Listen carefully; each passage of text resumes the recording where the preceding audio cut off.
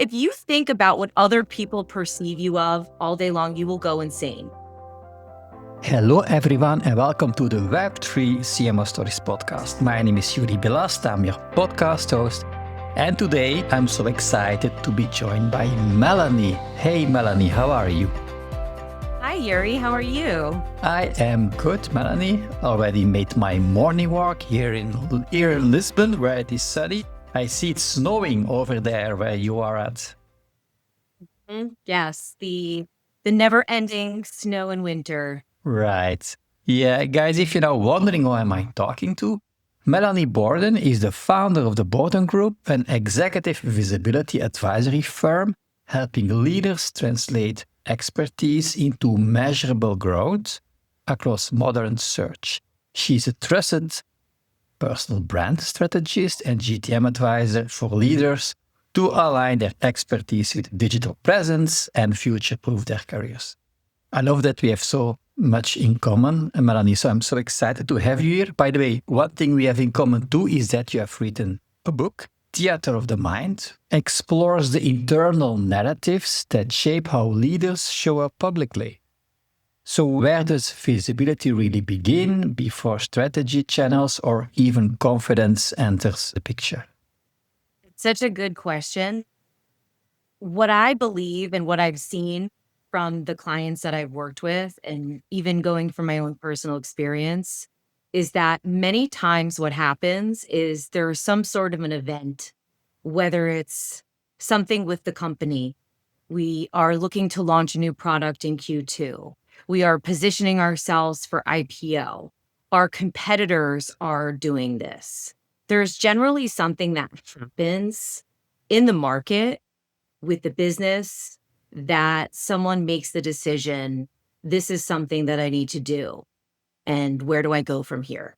In the book, you make a strong distinction between visibility with credibility and performative visibility. So how can leaders sense when they are crossing that line without realizing it? This is the question of all questions, because what happens a lot of times is when it comes to posting on social platforms, or when it comes to a newsletter or some sort of online publication that you're contributing on, when there's a way to see someone's reaction, what will happen a lot of times is you start over editing yourself in response to what other people are responding to. Meaning, if, for example, I post something, or Yuri, you post something, you start making changes to the content that you're posting or your responses to the posting just to appeal to an algorithm. And that algorithm might be the applause from others, not necessarily tied to your goals, or not necessarily even tied to, the content that you're speaking on. Or another example is completely changing your content to appeal, or your strategy to appeal to an algorithm. But we all know that spray and pray method when it comes to social doesn't work, especially if you're looking to convert it into something tangible, i.e. revenue for yourself at some point down the road. So that's the biggest thing that I would say that I see when it comes to someone who is hovering over that line, is they're really just doing it to appease an algorithm. I see it a lot too. Certainly now with AI, you see that people are copying each other's posts. You will see that it's always the same on the LinkedIn feed, the same frameworks, the same AI content. Yeah, and we're all guilty of it too. At one point or another, that dopamine that you get from the engagement is something that we've all been trained to want to appeal to. But as you and I both know, it's not always the vanity metrics that we're looking to achieve. Yeah, right. It's good for your ego, right? And you need a bit of engagement to be able to spread your message. But it's not with this kind of post that you create trust. I've written my own book, The Future CMO, which is now 3 months available on Amazon.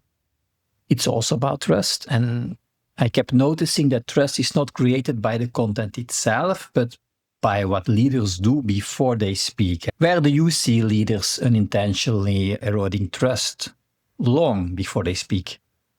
That's a great question also. One of the things that I've seen so much happen with some of the clients that I've worked with prior to them working with me, as an example, if you make a decision to go to market as a company, or let's say, for example, as a unit, whether it's a C-suite team, or even if you're just going on your own and you're not speaking on topics that you're well versed in, number one, people see that very quickly. Also, if you're creating a presence for yourself based on what you think you should be doing, based on what, let's say, for example, your customers are expecting from the leader of the company that they are partnered with. Another thing is not responding to customers. If you have a piece, an editorial, let's say an ed op that goes out, and someone reaches out to you and compliments that piece and you don't respond to them, or your assistant responds to them, that's a way of eroding trust pretty quickly.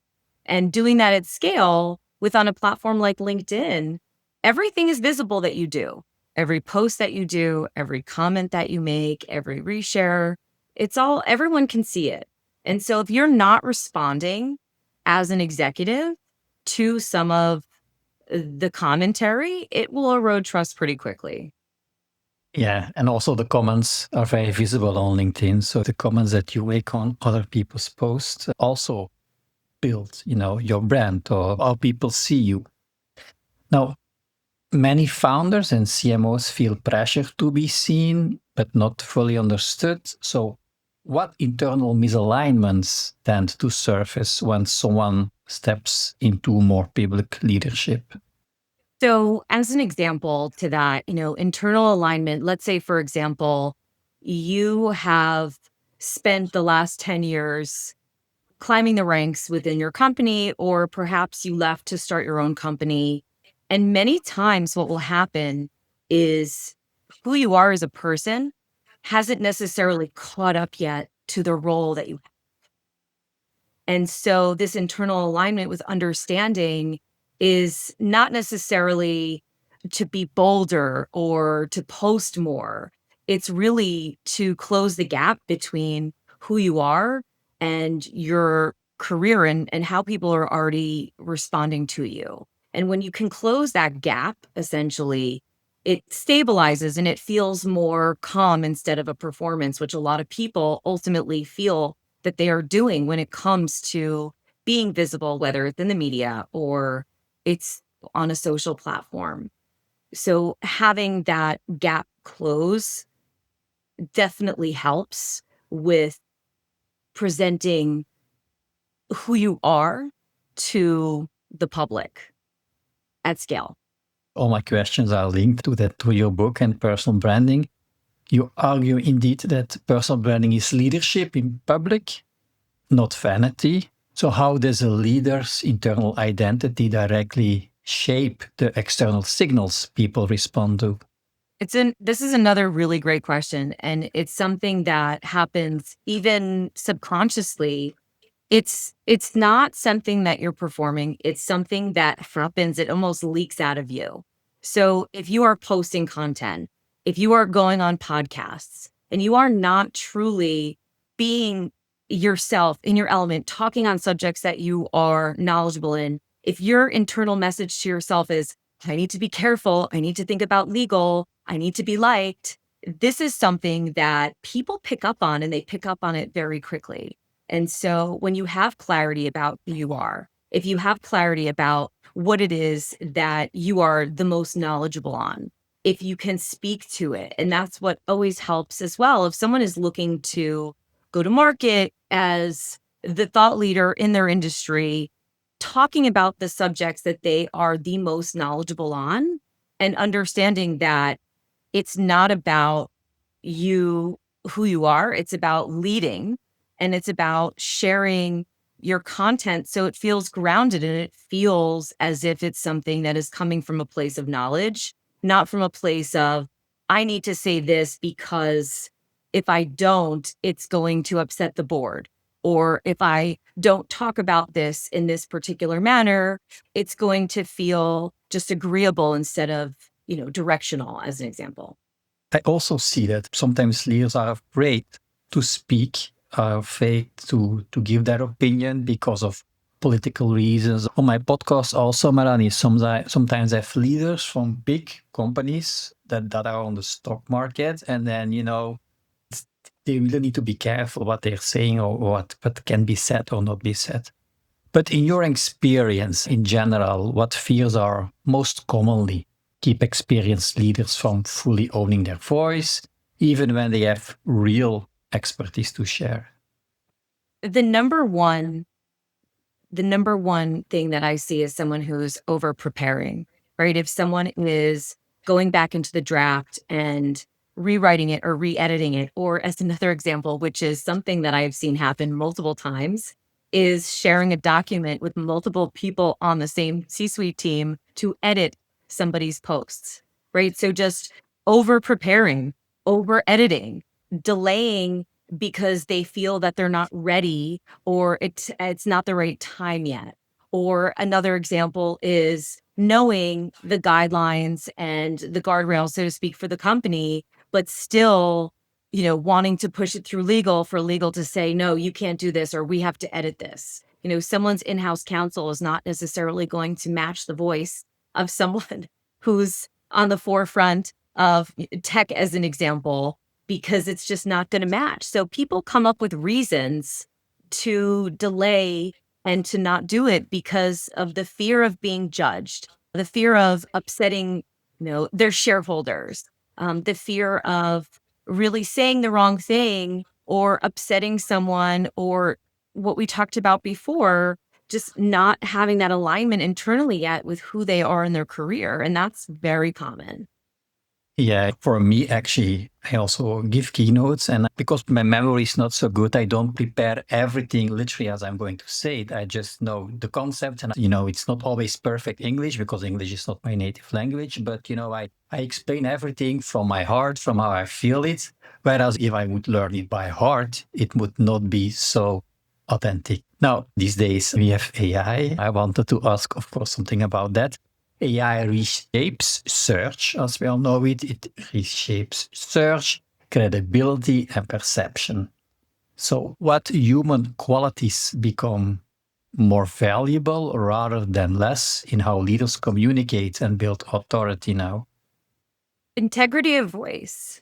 And that comes down to storytelling, but not storytelling for the performance and the engagement, but storytelling because those stories are unique to that individual person. And it's something that when you have presence, AI cannot create presence. Yes, you can absolutely create content with AI, but responding to people, being alive with people, and just sharing your perspective and your voice is something that AI can't duplicate. It can't replicate. You could certainly use it as a thought partner. You can use it in ways to build your strategy. But at the end of the day, you're directing it to help you craft your message in a certain way, not share the story that you've had the lived experience with. Yeah, that's the best way to use it. Like, if I can mention my book again, you know how hard it is to write a book, Melanie. I've seen your post on LinkedIn, how much time it took. Because as an author, you never know, is this good enough for people? And so it was Mark Schaefer, our common friend, said to me, Yuri, why don't you write a book? You have the keynote, you have the podcast. And then I took my keynote, all my ideas for my keynote, and supported by everyone that came on my podcast, people like you that share their knowledge.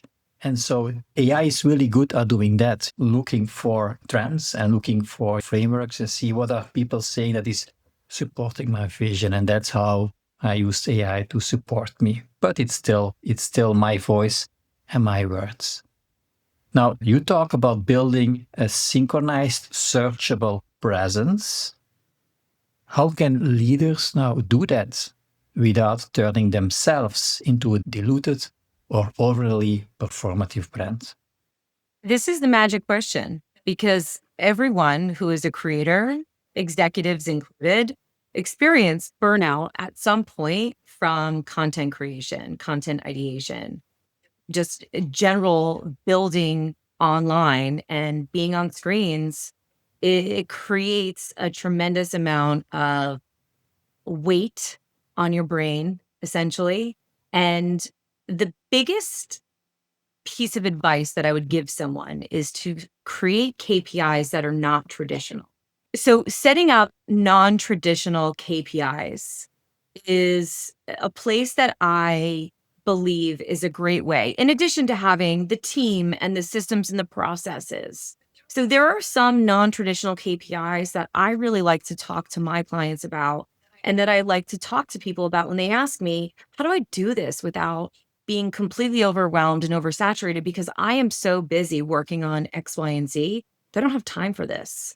So, a couple of the things that I would strongly recommend is number one, essentially they're dark social indicators, right? So, number one would be people who are DMing you, people who are texting you as one, right? When you first start showing up online, that's one of the first things that happens is you find people who are supportive of you and they're going to be public about it. You have those people who are DMing you. Another KPI that I also look to as a positive metric are those who are being negative, right? So writing negative reviews, writing negative comments. People do not say things that are negative about someone who isn't making an impact. And a lot of times we get caught up in the negativity because it doesn't feel good. No matter how strong you are, no matter how much you don't care, if someone is saying something negative about your company, about your work, about your team, about you as a person, it doesn't feel good about your content. But I look to that as positive because of the fact that it means you are creating and you are making impact. You also have one of the key pieces that isn't necessarily showing up in a dashboard are the people who are silent. But then all of a sudden, in 2 or 3 years, they reach out to you and say, I saw your piece on X, Y, and Z. I've been following your content on LinkedIn and we should have a conversation. That's a positive KPI. And it's not necessarily a traditional one that you would see in a dashboard, that your growth team is looking at every single week. So those are just a couple, but those people that create fear, uncertainty, and doubt to me is one of the biggest ones because it's one of the first signals to me that what you're doing is working and that it's landing because people don't come after those who are not making an impact. And it's a hard lesson to learn if it's something you've never dealt with, but it's one that you can easily overcome by just adjusting the way that you look at it. It's really interesting the things that you said. And I've experienced those same things. I'm Belgian, I live in Portugal. I feel like I get engagement. People reach out to me from all over the world, but not so much from Belgium. But then I see that my visitors on my blog, my listeners to my podcast, there are a lot of Belgians listening. And when I go to Belgium, people speak to me. Oh, I read your book. I listen to your podcast. They don't engage, but they see me. Another thing that you said is, yeah, I have my book, which I always love for people to give a review. I had 29 very positive and one bad review. And the bad review didn't make any sense for me. I could not learn from that. And of course, that one review, has a bigger impact than those 29 that are positive. And okay, I just take it as it comes and it means that I'm making an impact. So with your book, Melanie, you can expect the same things that people will be applauding for you and thinking that you're doing a good job, and you have other people that might not agree or might be less positive. But that's how it is. It is how it is. And what I would say is, to me, negativity equals something really positive is coming. And if you can reframe your thinking that anytime something negative happens, it's a KPI for something positive, it completely changes the way that you experience your own visibility, because there is always going to be someone who is not going to like your perspective. They're not going to like the things that you say. They disagree with you. but it's really about them and their own experiences and less about us. So the person that wrote that negative review, he's reviewing himself or herself. The person who, themselves, they're reviewing not you, but their perception of themselves is what they're reviewing, not you. Yeah. And it's interesting because then I went to have a look at other marketing authors, and they all have that, right? There is always a few people that do that. Now, another question that I have, when leaders get visibility right internally, what changes first inside the organization before any pipeline or GTM impact shows up? There's so much positivity that comes internally when you decide to have this initiative happening. I mean, the bottom line is that it just multiplies. Number one, you're leading by example. So automatically, the team is looking to you and saying, wow, if they can do that, I can do that too. And you're essentially giving permission by doing that and creating a nurturing, a positive psychological environment for someone else who would like to do the same.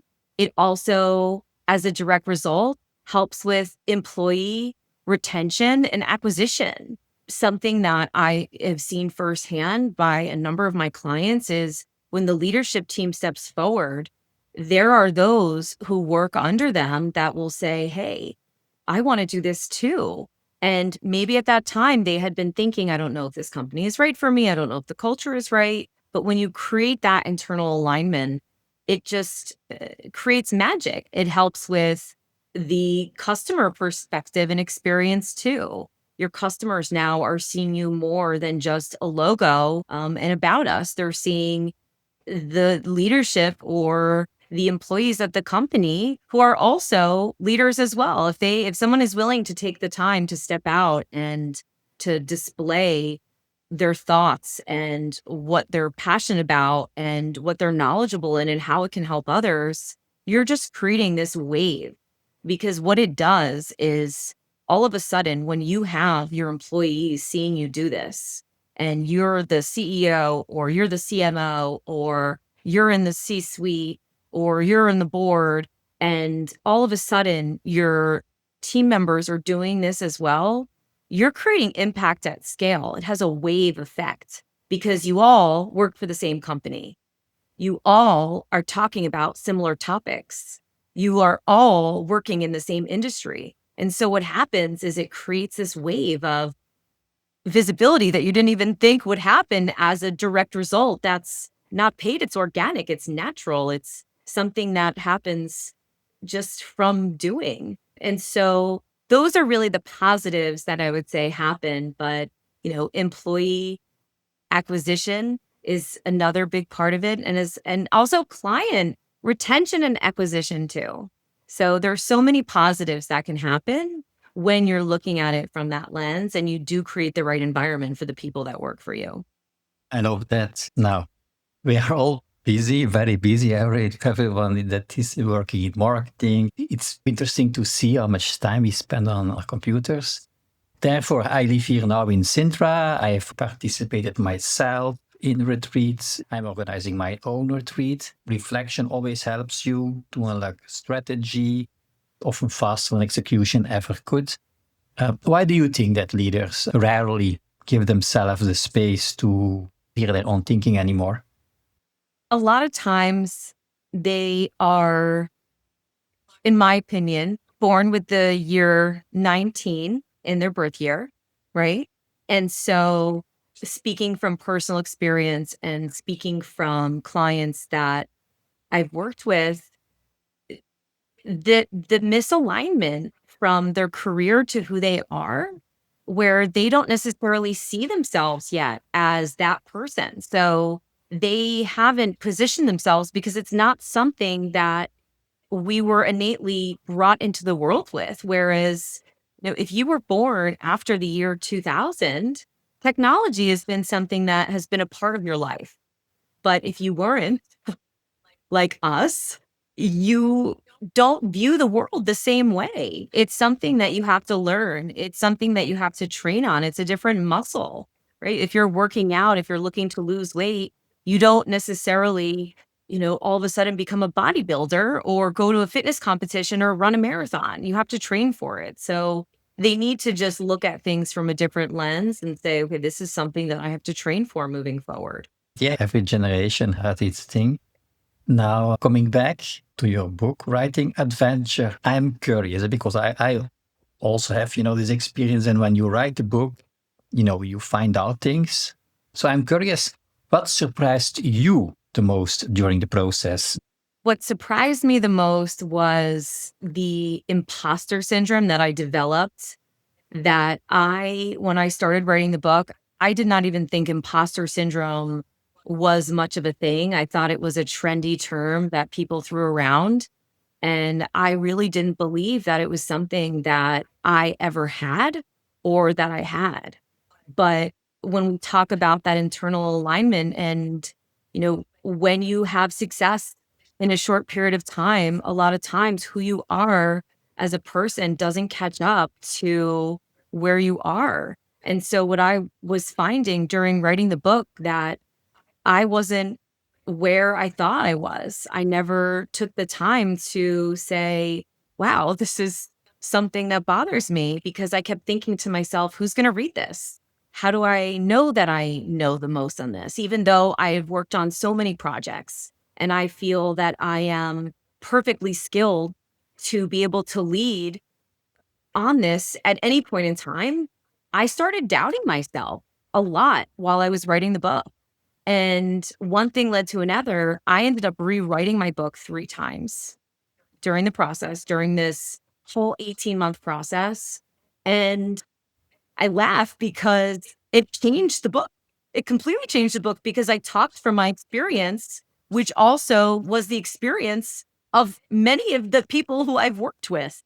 And so what I originally went to write about the book, what the book was originally about, in essence, is the same as the final result, but more of what I experienced helped infuse the book to make it more relatable and understandable, in my opinion, because I was writing as I was going through it.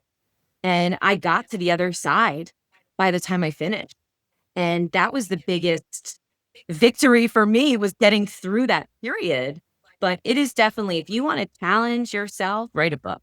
What you described, Melanie, is actually when I lifted my first book, the 5K Challenge for Solopreneurs. It also took me 3 years to finish it and to rewrite it. And first it was in Dutch and then in English, and then I had the coach and then that new insights, and then the world changed. That's a whole story. And now with my new book, of course, second time, it goes faster. So yeah, writing a book is really exciting. Now, at the end of this podcast episode, I would like to ask you, for the founders, the CMOs that are navigating these new technologies like Web3, AI, there is constant visibility pressure. What single mindset shift would most change how they lead and show up this year? Remind yourself of the wins that you have. And it's not necessarily something that we even consciously see ourselves doing. But when you have people looking at you constantly, it will come up, it will bubble up inside of you, whether it's making much of an impact or not. Remind yourself, if it does come up, of what you have achieved. In the book, I talk about how I have these 2 binders that I started in 2002. So, not to date myself, but every single thing that I've ever done that I've been proud of in my career, I have in binders. And I print things out. I've printed things out from LinkedIn. I've printed out comments. I've printed out emails. I have awards. I have letters that have been written. I have emails that have been sent to me. Anything that I am proud of, I save. And when I went through the process of writing this book, that was one of the mindset shifts that I had to remind myself is I do have this experience. I can't, if you think about what other people perceive you of all day long, you will go insane. And so when you can look at yourself in the mirror and say, I did achieve this. This is what I've done. I know what I'm talking about. They don't know my background and they don't know who I am. They're making judgments based on what they're seeing. But that's based on their own experiences. It's not based on mine. So making that shift of remembering who you are and what you stand for is something that sounds basic because it is, but it's something that a lot of people forget, especially those who have had a lot of success, those that are in these roles because they're just supposed to have that. But that's not always the case because where they are in their career isn't always necessarily where they are internally. Yeah. And then it's good to have these books, like you see them on my background. It helps me reminding what I did, what I am. Also books that inspired me from other people. Melanie, wow, the time really flew having you on the podcast. If people, if they want to follow you, if they want to buy your book, Melanie, where would you like me to send them? So if they would like to buy the book, they can find it anywhere online books are sold. Amazon is probably the easiest. If you type up Melanie Borden in Amazon, my book, Theater of the Mind, will come up. If you are looking to connect with me, LinkedIn, Melanie Borden, and on Instagram at Human to Brand. And my website is humantobrand.com. Amazing. As my listeners know, Melanie, there are always show notes. There is a blog article linked to this podcast episode. So if you're now listening in the car or on a walk, go to web3.net and you find all the links that Melanie has mentioned. They will be mentioned in the blog article over there. Melanie, it was really a pleasure to have you on the show. Thank you so much for having me, Yuri. Guys, what an amazing episode. So, I would say go to Amazon and find Melanie there, get her book. If you think that this episode is useful for people around you, be sure to share this episode with them, your neighbor, a marketer, other entrepreneurs, people in your company. If you're not yet subscribed to the show, this is a really good moment to do this. As I always say, if you haven't given me a review yet, this would really help me. If you could give me these 5 stars to reach an even bigger audience. And of course, I would like to see you back next time. Take care. P.S. I wanted to share an update from the main podcast sponsor for this year, which is Rio. And they just announced some exciting news. Rio joins DARA, Digital Asset Regulatory Authority, as a strategic advisor, with the Rio founders named co-chairs of the Asian Digital Asset Regulation Task Force.